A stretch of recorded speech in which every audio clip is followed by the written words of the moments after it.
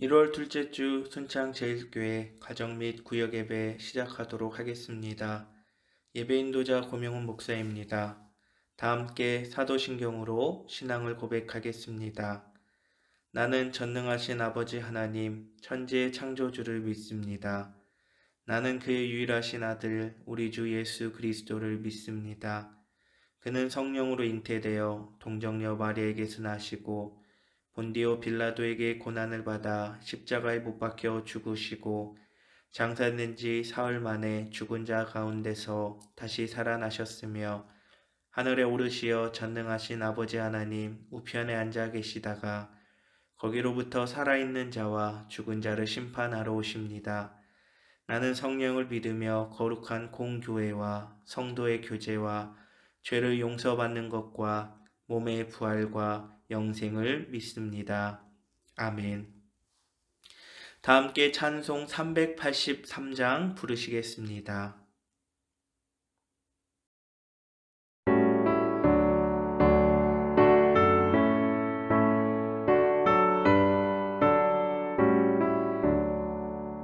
눈을 들어 산을 보니 도움 어디서 오나 천지 지금 주 하나님 나를 도와주시네. 나의 발이 실족 않게 주가 깨어 지키며 택한 백성 항상 지켜 길이 보호하시네. 도우시는 하나님이 내게 그늘 되시니 낮의 해와 밤의 달이 너를 삼지 않겠네. 내게 화를 주지 않고 오늘 보호하시며 나의 주님 지금부터 영영 인도하시니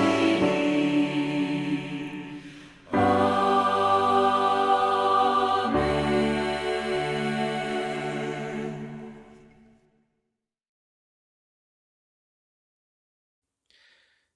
이 시간 2022년 가정과 구역을 위하여 교회 기도 카드 공동 기도 제목을 가지고 함께 기도하도록 하겠습니다.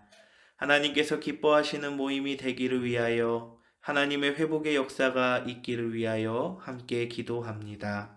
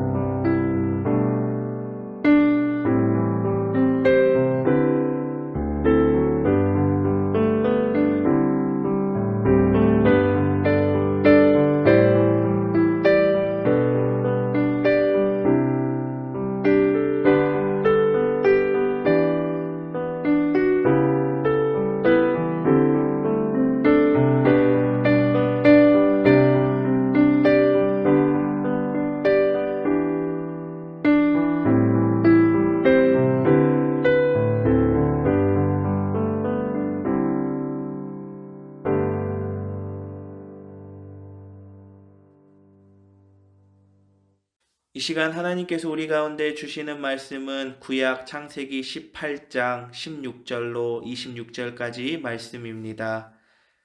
하나님의 말씀을 경청하시기 바랍니다. 그 사람들이 거기서 일어나 소돔으로 향하고 아브라함은 그들을 전송하려 함께 나가니라. 여호와께서 이르시되 내가 하려는 것을 아브라함에게 숨기겠느냐. 아브라함은 강대한 나라가 되고 천하 만민은 그로 말미암아 복을 받게 될 것이 아니냐. 내가 그로 그 자식과 권속에게 명하여 여호와의 도를 지켜 의와 공도를 행하게 하려고 그를 택하였나니 이는 나 여호와가 아브라함에게 대하여 말한 일을 이루려 함이니라. 여호와께서 또 이르시되 소돔과 고모라에 대한 부르짖음이 크고 그 죄악이 심히 무거우니 내가 이제 내려가서 그 모든 행한 것이 과연 내게 들린 부르짖음과 같은지 그렇지 않은지 내가 보고 알려 하노라. 그 사람들이 거기서 떠나 소돔으로 향하여 가고 아브라함은 여호와 앞에 그대로 섰더니 아브라함이 가까이 나아가 이르되 주께서 의인을 악인과 함께 멸하려 하시나이까. 그 성 중에 의인 50명이 있을지라도 주께서 그곳을 멸하시고 그 50의인을 위하여 용서하지 아니하시리이까. 주께서 이같이 하사 의인을 악인과 함께 죽이심은 부당하오며 의인과 악인을 같이 하심도 부당하니이다. 세상을 심판하시는 이가 정의를 행할 것이 아니니까. 여호와께서 이르시되 내가 만일 소돔 성읍 가운데서 의인 50명을 찾으면 그들을 위하여 온 지역을 용서하리라. 아멘. 이는 하나님의 말씀입니다. 하나님께서 갈대아 우르에서 아브라함을 부르셨습니다. 그리고 아브라함을 여러 민족의 아버지가 되게 하시려고 그의 이름을 아브라함으로 바꾸셨습니다. 그러나 이러한 복이 이루어지려면 자식이 있어야 했습니다. 99세가 되도록 자식을 얻지 못한 그에게 하나님께서는 아들을 약속하셨습니다. 이어서 소돔과 고모라의 죄악에 대해 아브라함에게 말씀하셨습니다. 소돔과 고모라를 향한 하나님의 뜻에 아브라함은 어떻게 반응했습니까? 어떻게 그는 복의 근원이며 여러 민족의 아버지로서의 책임을 다했는지 확인해 봅시다. 첫 번째, 하나님께서는 자기 백성을 통해 일하십니다. 하나님께서 아브라함을 선택하신 이유는 아브라함 한 사람만을 위한 것이 아닙니다. 아브라함을 통해 모든 민족이 하나님을 알게 하려는 계획을 가지고 계셨습니다. 하나님께서는 정말로 죄가 만연한지 보기 위해 소돔과 고모라로 향하셨습니다. 그리고 아브라함이 복의 근원으로 부름받은 자의 책임감이 있는지 확인하셨습니다. 모든 나라의 복인 아브라함은 죄악의 도성에 사는 의인을 위해 하나님께 간구했습니다.